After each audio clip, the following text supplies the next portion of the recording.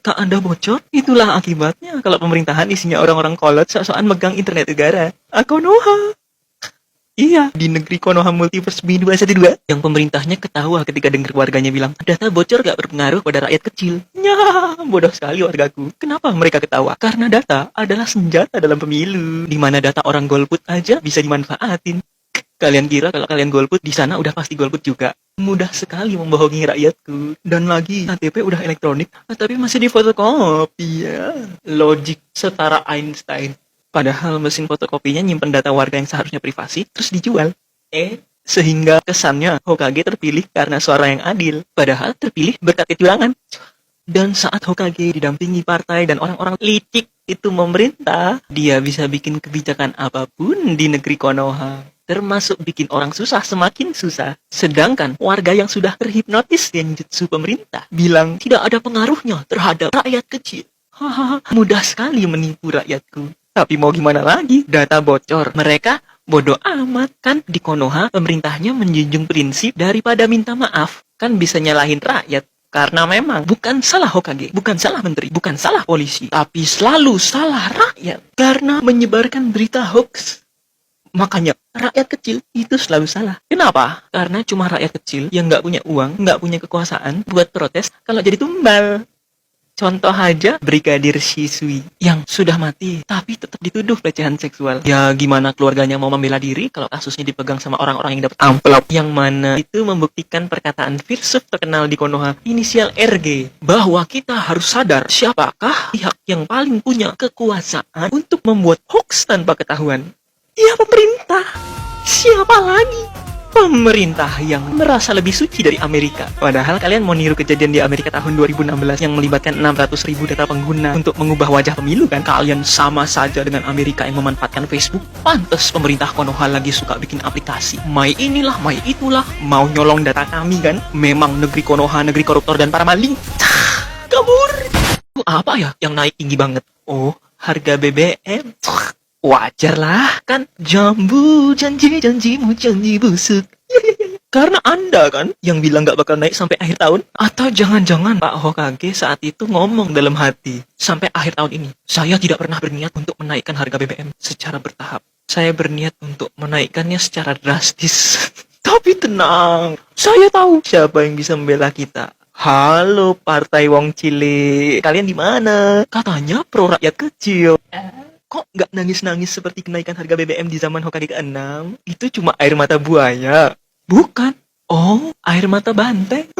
Tapi ya, gak apa-apa. Soalnya kan alasan kali ini kalian diam itu bukan karena harga BBM naik disebabkan oleh mafia kan? Iyalah, nggak mungkin. Kan teman sendiri.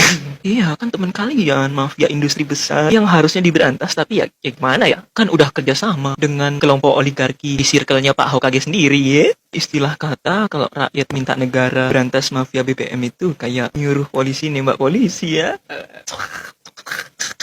Tapi masuk akal sih. Hukum bukan milik yang jujur. Hukum milik yang menang. Yang menang, yang punya uang.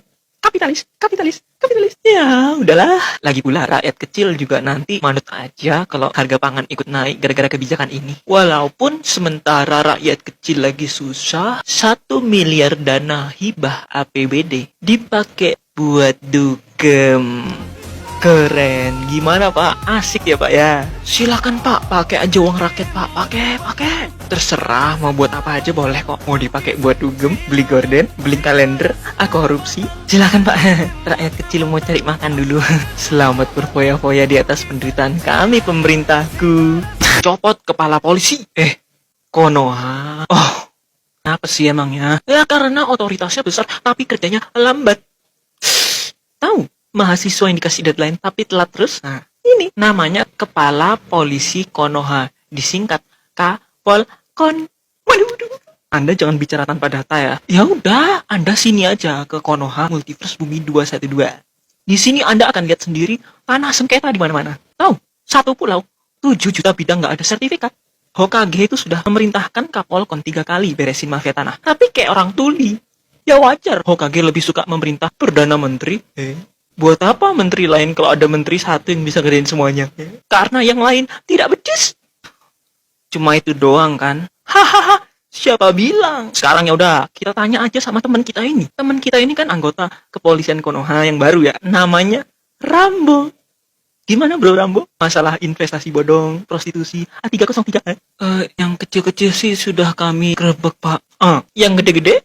Nggak berani pak. Nah, itu. Dengar sendiri kan? Iya gimana pak? Masa kami berani ngurus kasus yang di backing senior sendiri? Keceplosan. Nah, ya, dengar sendiri. Ya soalnya kan kami pangkatnya ya bukan apa-apa lah pak. Kami cuma ngikutin perintah jenderal pak. Masalahnya Pak Kapolkon itu sering ngeluarin perintah ketika bumi udah gonjang-ganjing. Itu maksud saya, lambat. Parah kalian ya. Rambo lu hati-hati lu. Ketawain atasan di belakang. Ya Pak, maaf Pak. Ya, makanya saya setuju sama katanya Om Botak Saitama. Ketika netizen rame, mereka tuh bersih-bersih. Ketika netizen lupa dikit aja, kotor lagi. Ya sekarang gini aja, emangnya pencopotan Pak Kapolkon itu bakal efektif? Ya nggak tahu juga sih, karena kan kita nggak lihat internalnya gimana. Soalnya lagian katanya si Bro Rambo ini kan, kata dia di internal itu lebihi Kapolkon ya. Anak buah itu lebih takut sama orang di balik bayangan yang bisa membuat kasus apapun ada duit 86.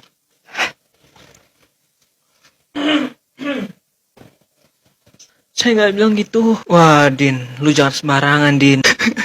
Ya tapi itu rahasia umum kan. Ya itulah akibatnya. Makanya polisi Konoha itu kalau sama kriminal klasteri cepet. Gak perlu diajarin, gak perlu netizen bacotin, nyari sendiri, langsung dibuat tersangka, diperiksa, dan yang paling penting ditahan. Tapi kalau kriminal kelas atas, wah, ada yang bilang nih, kultur polisi Konoha itu katanya keras ya. Tegap, berotot, sama rekan kasar. Tapi kalau ketemu mafia, lembek, sama aja dong. Pantes pangkat tinggi, perutnya buncit, makan duit. Tersangka ketemu, nggak ditangkap. Kan penetapan tersangka cuma gimmick.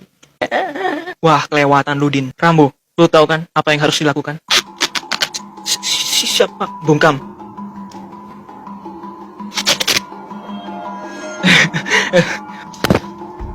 Ngapain? Apa ini? Aku dibungkam. Banyak ngomong sih lu. Rambo, cabut. Siapa? Jangan lupa CCTV.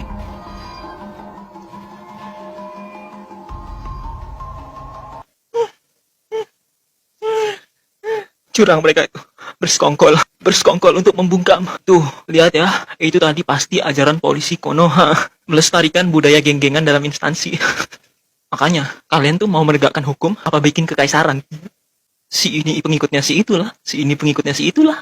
Ada kasus, menghormati lah, backing lah. Ya pantas kalau sekarang kalau di jalan kalian dibilang pasukan Rambo, pasukan Rambo. Sekarang intinya di Konoha kalau mau kriminal jangan tanggung-tanggung ya. Ya bisnis ilegal Anda tuh besar apa kecil dulu. Kalau kecil pasti digerebek. Makanya masuk ke pemerintahan, backingan, jenderal-jenderal. Hidup aman, duit ngalir. Ya paling penjara-penjara, remisi-remisi, penjara-penjara setel AC nonton TV. Keluar-keluar 2024 masih bisa jadi DPR ya.